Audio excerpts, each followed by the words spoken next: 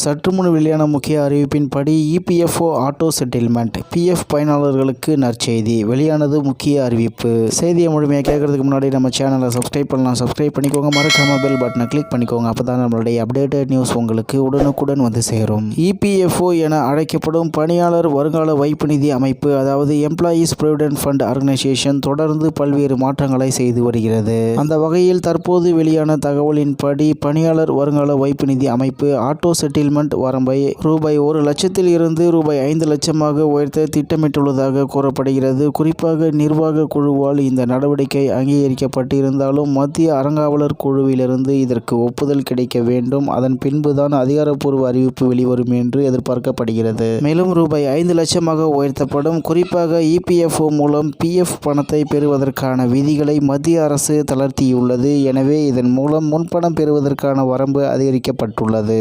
அதாவது ரூபாய் 1 லட்சமாக இருந்த வரம்பு இப்போது ரூபாய் 5 லட்சமாக உயர்த்தப்படும் என எதிர்பார்க்கப்படுகிறது. இந்த முன்மொழிவுக்கு தொழிலாளர் மற்றும் வேலைவாய்ப்பு அமைச்சகத்தின் செயலாளர் சுமிதா தாவ்ரா ஒப்புதல் அளித்துள்ளார். அதுவும் மார்ச் 28ஆம் தேதி அன்று ஸ்ரீநகரில் நடைபெற்ற கூட்டத்தில் இந்த முடிவு எடுக்கப்பட்டது. மத்திய வருங்கால வைப்பு நிதி ஆணையர் ரமேஷ் கிருஷ்ணமூர்த்தியும் கூட்டத்தில் கலந்து கொண்டார். ஆனாலும் இந்த பரிந்துரை சிபிடியின் ஒப்புதலுக்கு செல்ல வேண்டும். அங்கு ஒப்புதல் அளிக்கப்பட்டதும் இபிஎஃப் உறுப்பினர்கள் auto settlement of the advanced claim, அதாவது ஏஎஸ்ஏசி மூலம் ரூபாய் 5 லட்சம் வரையிலான பிஎஃப் நிதியை பெற தகுதி பெறுவார்கள் என்பது குறிப்பிடத்தக்கது. மேலும் கடந்த ஏப்ரல் 2020இல் ஆட்டோ கிளைம் செட்டில்மெண்ட்டை அறிமுகம் செய்தது இபிஎஃப்ஓ அமைப்பு. முதலில் ரூபாய் 50,000 வரை மட்டுமே இதன் மூலம் பெற முடியும் என்ற நிலை இருந்தது. அதன் பின்பு இந்த வரம்பு 2024இல் ரூபாய் 1 லட்சமாக அதிகரிக்கப்பட்டது. அதுவும் முன்னதாக நோய்வாய்ப்பட்டாலோ அல்லது மருத்துவமனையில் அனுமதிக்கப்பட்டாலோ மட்டுமே பிஎஃப் பணத்தை பெற முடியும். ஆனால் தற்போது கல்வி, திருமணம், வீடு வசதி போன்ற நோக்கங்களுக்காக முன்பணம் பெறும் வசதி நீட்டிக்கப்பட்டுள்ளது. மேலும் கோரிக்கை நிராகரிப்பு விகிதம் கூட இப்போது 30% குறைந்துள்ளது. கடந்த ஆண்டு இது 50% இருந்தது. குறிப்பாக ஆட்டோ கிளைம்ஸ் சொல்யூஷன் மூலம் இபிஎஃப்ஓ கிளைம்கள் எந்த மனித தலையீடும் இல்லாமல் ஐடி அமைப்பால் தானாகவே செயல்படுத்தப்படுகின்றன.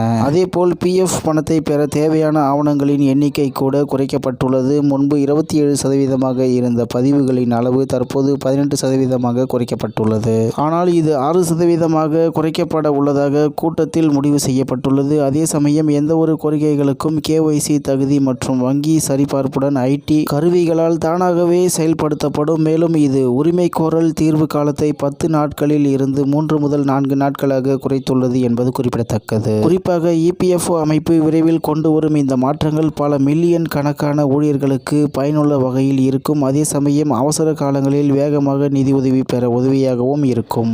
மேலும் இது தவிர ஏடிஎம் மற்றும் யூபிஐ மூலம் பிஎஃப் பணம் எடுக்கும் திட்டங்களும் விரைவில் நடைமுறைக்கு வரவுள்ளது. குறிப்பாக மக்களின் தேவையை அறிந்து இந்திய அரசாங்கம் இது போன்ற பல புதிய சேவைகளை தொடர்ந்து அறிமுகம் செய்து கொண்டே இருக்கிறது என்று தகவல் வெளியாகியுள்ளது என்பது குறிப்பிடத்தக்கது. இத்துடன் இன்றைய முக்கிய செய்தி நிறைவு பெறுகிறது. மேலும் இது போன்ற செய்திகளை உடனுக்குடன் தெரிந்து கொள்ள ஆர்கே நியூஸ் தமிழ்நாடு சேனலுடன் இணைந்திருங்கள். நன்றி, வணக்கம்.